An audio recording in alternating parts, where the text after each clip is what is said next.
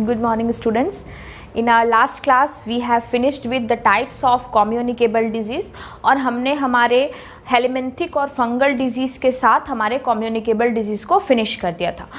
आपको याद होगा डिजीज़ के टाइप्स में मैंने आपको पढ़ाया था कि हमारे जो डिजीज़ होते हैं वो अक्वायर्ड में 2 टाइप्स के होते हैं। एक होता है कम्युनिकेबल और दूसरे होते हैं नॉन कम्युनिकेबल। ठीक है, आप पीछे की वीडियोस देख सकते हैं।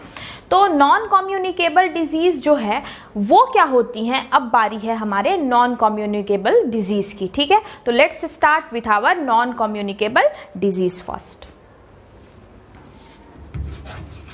Okay, now we are having our non communicable disease, जिसको हिंदी में कहते हैं असंक्रामक रोग।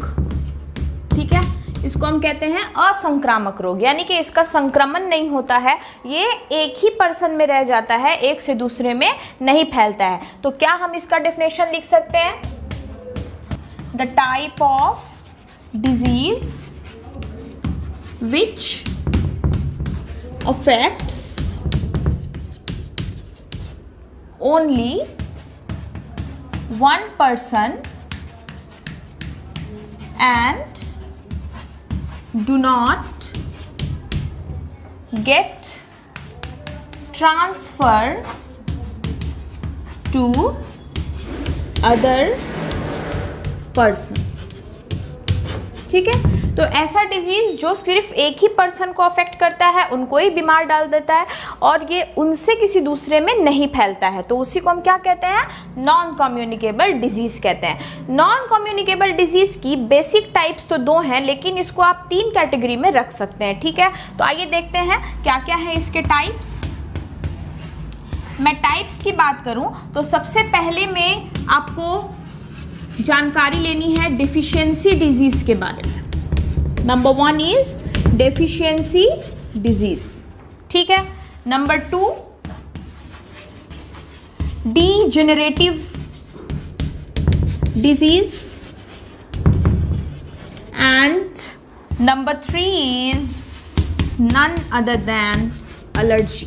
ठीक है, अब यहां पर देखिए नंबर 1 है डिफिशियंसी डिजीज। डिफिशियंसी वर्ड का मतलब होता है कमी, यानी कि अगर आपके बॉडी में किसी चीज़ की कमी हो जाए, खाने पीने की कमी हो जाए, तो उस तरह की बीमारी को हम डिफिशियंसी डिजीज कहते हैं। ठीक है, बहुत तरह की कमी होती है हमारे बॉडी में, सबसे पहले हम इसी के बारे में पढ़ने वाले हैं आज के वीडियो में, तो वो हम डिटेल्ड में देखेंगे कि कौन कौन से डिफिशियंसी डिजीज हैं जिसकी जानकारी रखनी इंपॉर्टेंट है। तो आपको यहाँ पर याद रखना है कि पोषण की कमी। ठीक है, तो यहाँ पर आपके लिए एक टर्म मैं लिख देती हूँ, दैट इज पोषण की कमी। यानी कि पोषण की कमी से अगर कोई बीमारी हो रही है ना, तो उसको हम क्या कहते हैं? डिफिशियंसी डिजीज कहते हैं। नेक्स्ट आता है डीजेनरेटिव डिजीज, यानी कि डीजेनरेटिव, जेनरेट मतलब कुछ बनना और डीजेनरेट कुछ टूटना, कुछ डैमेज होना। अगर आपके बॉडी में कुछ डैमेज हो जाए, कोई चीज़ टूट जाए, कोई चीज़ डैमेज हो जाए, तो उस तरह की बीमारी को हम क्या कहते हैं? डीजेनरेटिव। जैसे हर्ट, आपके हर्ट में अगर कोई ट्रबल हो रहा है आपके किसी वजह से, तो वो आप तक ही रह जाएगा, आपसे किसी दूसरे में नहीं जाएगा। आपके ब्रेन में कुछ प्रॉब्लम हो गया है आपके खुद के वजह से, खुद के इश्यूज की वजह से, तो वो आप तक ही रहेगा, दूसरे में नहीं जाएगा। तो डीजेनरेटिव का मतलब ही होता है कि ऐसी बीमारी जो हमारे बॉडी, हमारे मसल्स, हमारे बोन्स, हमारे हर्ट वगैरह के डैमेज होने से हो। तो आपको यहाँ पर याद रखना होगा डैमेजिंग डिजीज। डैमेज वर्ड याद रखिए, डैमेज होने के कारण अगर कुछ बीमारी हो रही है तो उसको हम कहते हैं डीजेनरेटिव डिजीज।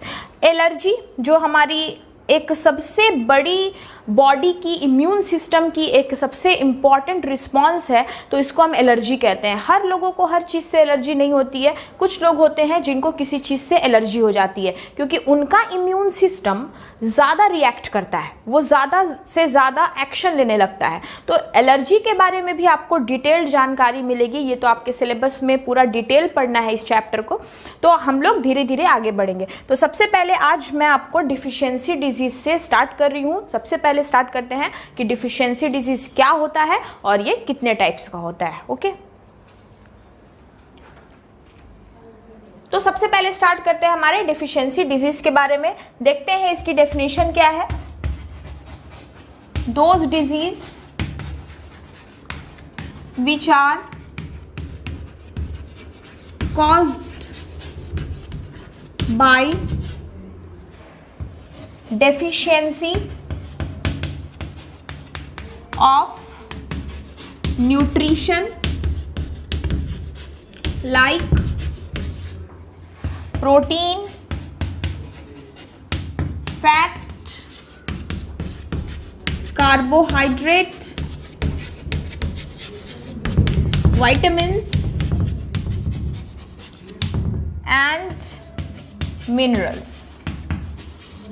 ठीक है, तो वैसी बीमारी जो हमारे खाने पीने की कमी से हो जाए, हमारे न्यूट्रिशन में, हमारे पोषण में अगर फैट नहीं मिल रहा है, कार्बोहाइड्रेट नहीं मिल रहा है, हमें विटामिन्स नहीं मिल रहे हैं, मिनरल्स नहीं मिल रहे हैं, तो इन सब वजह से अगर हमें कोई बीमारी होती है ना, तो उसको हम क्या कहते हैं? डिफिशियंसी डिजीज कहते हैं। ठीक है, तो चलिए, ऐसे तो बच्चों को बहुत सारे डिफिशियंसी डिजीज का आइडिया होता है, जैसे स्कर्वी हो गया, रिकेट्स हो गया, नाइट ब्लाइंडनेस हो गया, है ना, बहुत सारे इंपॉर्टेंट इंफॉर्मेशन आपको पता होते हैं। तो एक चार्ट देख लेते हैं हम लोग, जो मोस्ट कॉमन डिजीज है, जो अक्सर किसी भी कॉम्पिटिटिव एग्जाम में भी पूछा जाता है ना। तो let's have a look on deficiency disease chart. Now this is the chart having a deficiency disease. तो देखते हैं हम लोग कि डिफिशियंसी डिजीज में कौन कौन सी डिजीज हमें मैक्सिमम और मेनली याद रखनी है। देखिए, नंबर 1 इज क्वाशरकर। क्वाशरकर को हम लोग प्रोटीन मेलन्यूट्रिशन भी कहते हैं। ठीक है, तो ये प्रोटीन की कमी से होता है और ये बच्चों में ज़्यादा होता है। जो 0 to 3 years 4 years चिल्ड्रेन होते हैं ना, उनमें ये सबसे ज़्यादा होता है और वो उनकी ग्रोथ को ही रोक देता है। उनकी ग्रोथ जो होती है वो प्रॉपर नहीं हो पाती है, मेंटली भी वो रिटार्डेड हो जाते हैं, फिजिकली भी रिटार्डेड हो जाते हैं, माइंड जो है उनका वो डेवलप नहीं हो पाता है। तो this is known as kwashiorkor.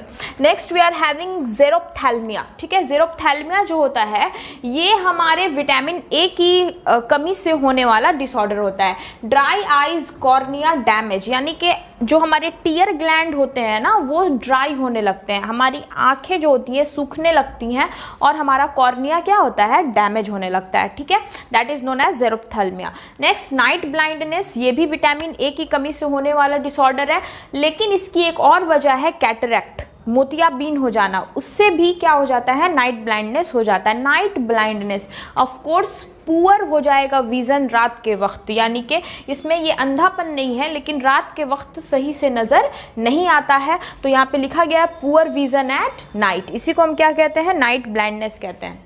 Next is beriberi. Beriberi जो होता है वो विटामिन B1, ठीक है, B1 याद रखना है आपको, दैट इज थायमीन, है ना।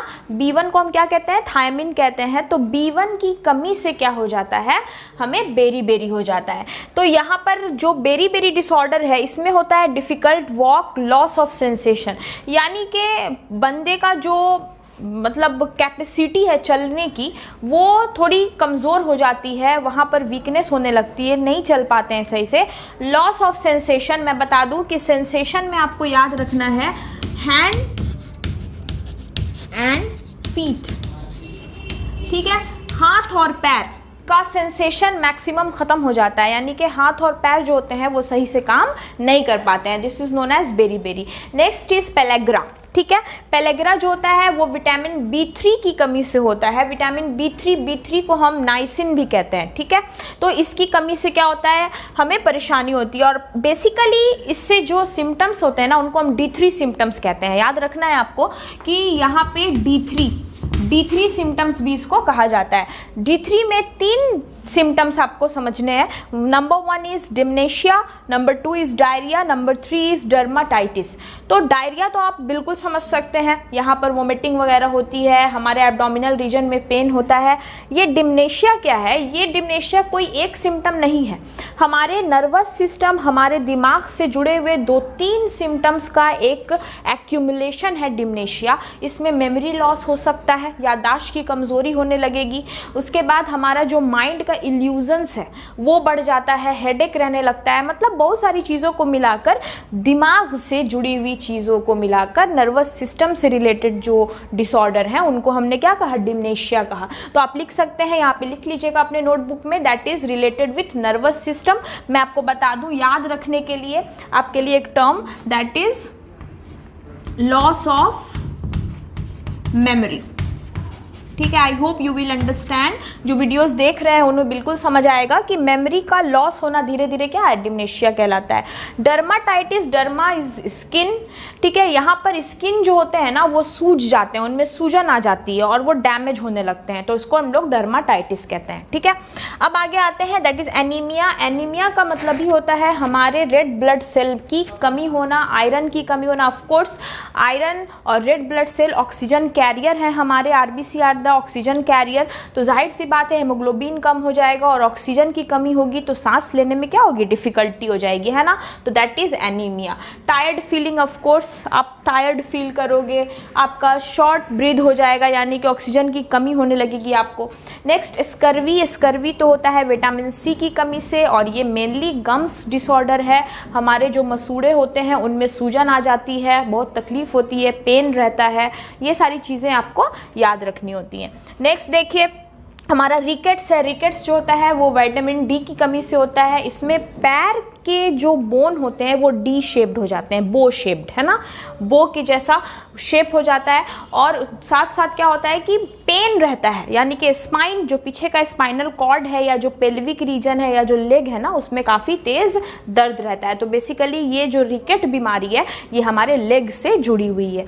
नेक्स्ट है ऑस्टियोमेलाकिया। रिकेट को ही हम ऑस्टियोमेलाकिया भी कहते हैं, लेकिन जब हमारे रिकेट का सबसे हाई लेवल आ जाता है, मतलब बोन्स बिल्कुल ही नाजुक हो जाते हैं, बहुत ज़्यादा बोन्स कमज़ोर हो जाते हैं, और ना ही सिर्फ पैर के बल्कि हाथ के बोन्स, हमारे स्पाइन से होते हुए जो बैक के बोन्स हैं, शोल्डर बोन्स हैं, इन सब जगह पे दर्द रहने लगता है, तो इट इज़ नोन एज ऑस्टियोमेलाकिया। ठीक है, नेक्स्ट इज ग्वाइटर, जिसको घेघा रोग कहा जाता है। तो जाहिर सी बात है कि ये आयोडीन की कमी से होता है, और साथ साथ इसमें थायराइड ग्लैंड की साइज बढ़ जाती है, जिससे नेक रीजन के पास स्वेलिंग नजर आती है, ये डेवलप हो जाता है। तो आप यहाँ पे क्या देख रहे हैं, यहाँ पे लगातार उन सारी चीज़ों की कमी है जो हमें खाने पीने से आती है। ठीक है, अगर हमारा पोषण सही रहेगा तो इन सारी चीज़ों की कमी नहीं होगी, और कमी नहीं होगी तो हमें इन सारे तरीके की बीमारियां जो होंगी वो नहीं होंगी। तो मैंने आपको पहले ही कहा कि सबसे फर्स्ट कैटेगरी डिफिशियंसी डिजीज़ है जो नॉन कम्युनिकेबल है। ये रोग कभी एक से दूसरे में नहीं फैलते हैं, ये एक ही इंसान में रह जाते हैं। तो हम लोग फर्स्ट कैटेगरी आज ख़त्म कर चुके, दैट इज़ डिफिशियंसी डिजीज़। ठीक है, तो अगले वीडियो में हम आपको पढ़ाएंगे डीजेनरेटिव डिजीज़, क्या क्या कैटेगरी है हमारे डीजेनरेटिव डिजीज़ की, फिर हमारा वीडियोज़ आगे बढ़ता चलेगा। लेकिन आगे बढ़ने के लिए आपका सपोर्ट बहुत ज़रूरी है, क्योंकि आपके सपोर्ट के बिना ये बिल्कुल पॉसिबल नहीं है कि मैं इस प्लेटफॉर्म पे और आगे जा सकूं। तो प्लीज़ सपोर्ट कीजिए, और आपका एक लाइक और एक शेयर मेरे लिए बहुत कीमती है। थैंक यू सो मच, और हम लोग फिर मिलेंगे अपनी नेक्स्ट वीडियो के साथ। Take care.